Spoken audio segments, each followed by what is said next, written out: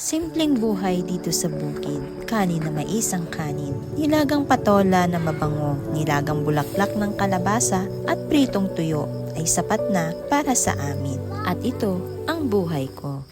Magandang araw, ganito umiikot ang aking buhay dito sa bukid.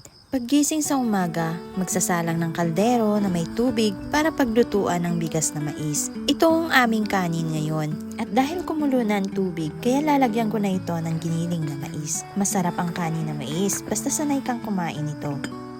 Iniwan ko na nga yung aking sinaing dahil iin-ina na nga lang yon. Tapos pinuntahan ko na rin tong aming alagang kalabaw para ilipat.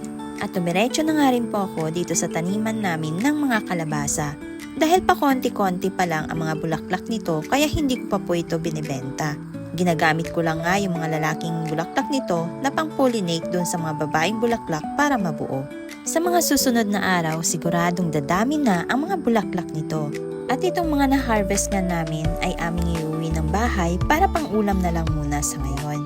Habang dumadaan ang araw ay dumadami rin yung mga kailangang i-pollinate ng mga bulaklak na may bunga para marami ang mabuong bunga.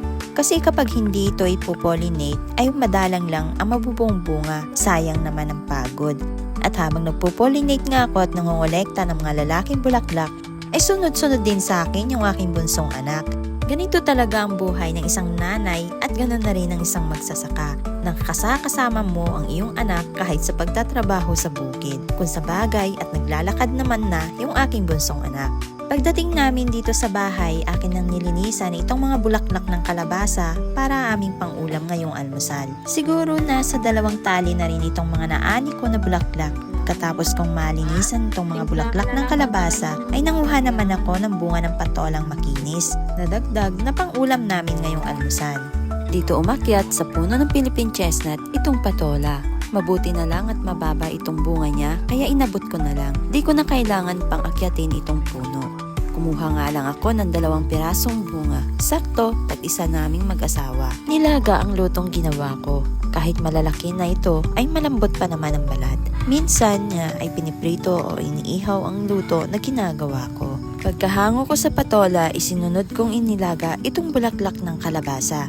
At dito ko na nga rin inilaga sa pinaglagaan ko ng patola. Pagkalagay ko nga nitong mga bulaklak ng kalabasa, ay binalikta-baliktad ko to para sabay-sabay na malanat sa tubig na mainit. Di kailangan sobrang lutong-luto ito dahil malulusaw yung mismong petals niya. Pagkahango ko nga ng bulaklak ng kalabasa, tinanggal ko na kaagad ang tubig nitong kawali at nilagyan ng mantika para iprito naman itong mga tuyo na galing pa sa probinsya namin. Matagal na panahon na rin na hindi ako nakakatikim ng mga daing na gawa sa amin dahil matagal na rin akong hindi nakakapagbakasyon sa probinsya namin. Mabuti na lang at mayroon akong pinsan na madalas pumunta doon kaya may napagpadalhan ng aking kapatid ng daing na para sa akin. Kain tayo mga kabukid tapos na kami magpasalamat sa pagpapala sa amin ngayong oras na to. Kakain na kami kasama ko ang aking bunsong anak bago sasabak sa trabahong bukid. Ganito ang buhay ng isang ina, asawa at magsasaka. Kailangan makontento sa kung ano ang mayroon. Pero kapag marami ng bulaklak ang aming mga tanim na kalabasa,